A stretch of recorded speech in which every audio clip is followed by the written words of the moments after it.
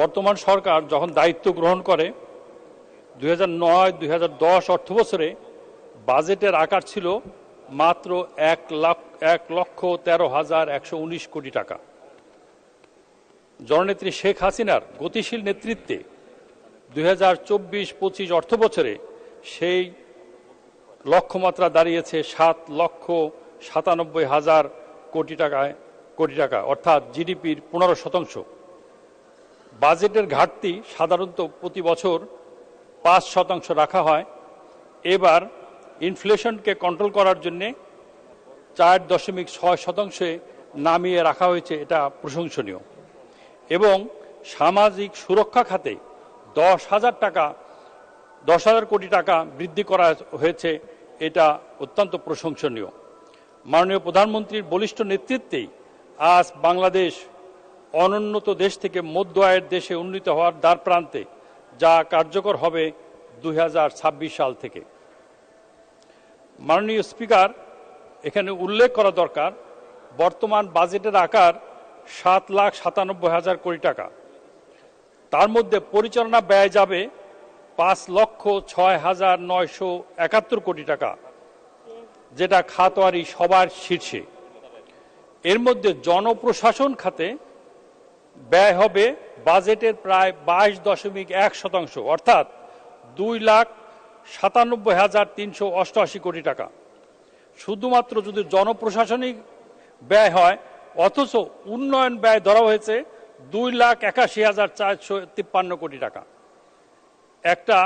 এখানে আমার প্রশ্ন, যে জনপ্রশাসন মাননীয় প্রধানমন্ত্রী যেখানে স্মার্ট বাংলাদেশের ঘোষণা করেছেন, সেখানে যদি একটা মন্ত্রণালয়কে আমি বাজেটের 22% দিয়ে দেই, আর আমার উন্নয়ন বাজেট থাকে 2,81,000 কোটি টাকা, তাইলে এটা আমার মনে হয় বডির চেয়ে মাথা ভারী হয়ে যাচ্ছে। মাননীয় স্পিকার, এখানে আমার প্রস্তাব যে এরপরে আমি আরো কয়েকটা পরিসংখ্যান দিয়ে আমার প্রস্তাবগুলো দিচ্ছি। আপনি যদি লক্ষ্য করেন, এখানে দেখবেন রাজস্ব আদায় লক্ষ্যমাত্রা ধরা হয়েছে 5,41,000 কোটি টাকা। এর মধ্যে এনবিআর তার আওতাধীন লক্ষ্যমাত্রা 4,80,000 কোটি টাকা। ব্যাংক থেকে আমি ঋণ গ্রহণ করব 1,37,500 কোটি টাকা। বিদেশি ঋণের লক্ষ্য 1,27,200 কোটি টাকা। সুদ পরিশোধে ব্যয় হবে 1,13,500 কোটি টাকা। বিভিন্ন ব্যাংক থেকে সরকার ইতিমধ্যে লোন নিয়েছে 4,50,000 কোটি টাকা, এবং বাংলাদেশ ব্যাংক থেকে সরকার লোন গ্রহণ করেছে 1,43,000 কোটি টাকা।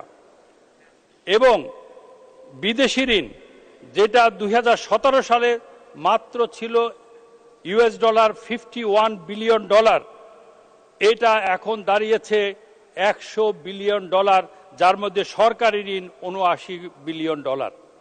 মাননীয় স্পিকার, আমার প্রশ্ন, আমার আয় বুঝে ব্যয় করতে হবে। সারা বিশ্বে রিসেশন চলছে, আমার মূল মার্কেট হচ্ছে ইউরোপ, আমেরিকা। সেই সব যারা আমার পণ্য কেনে, তারা আজকে কিনতে পাচ্ছে না, যার জন্য আমার এক্সপোর্ট নেগেটিভ।